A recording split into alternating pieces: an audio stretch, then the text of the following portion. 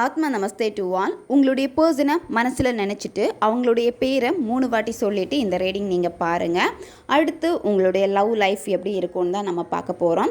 இந்த love life அடுத்து எப்படி மூவ் ஆகும் அப்படின்னா, உங்களுடைய பர்சனுக்கு வந்து பார்த்திங்கன்னா ஏகப்பட்ட குழப்பங்கள் இருக்கும். இந்த ரிலேஷன்ஷிப் எனக்கு வேணுமா வேணாமா அப்படின்னு சொல்லிட்டு அவங்க ரொம்ப குழம்பி போயிருப்பாங்க. அவங்களால உங்களுக்கு தெளிவான பதில் வந்து கொடுக்க முடியாமல் போகும்.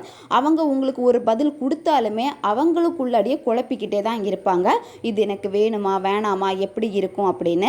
ஏன்னா உங்களுடைய லவ் வந்து அந்த பர்சனுடைய மனசில் ஒரு ஓரமாக இருக்குது. மற்றவங்க என்ன சொன்னாலுமே மற்றவங்களுடைய பேச்சை கேட்டு தான் அந்த பர்சன் வந்து மாறிக்கிட்டே இருக்காங்க.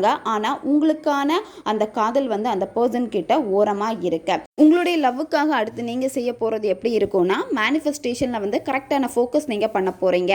உங்களுக்கும் சில நேரம் வந்து இந்த பர்சன் வேணுமா வேணாமா அப்படின்னு தோணி இருக்கும். இருந்தாலுமே அந்த பர்சன் வந்து உங்களுக்கு வேணும்னு தான் உங்களுடைய மனசு சொல்லிக்கிட்டே இருக்குது.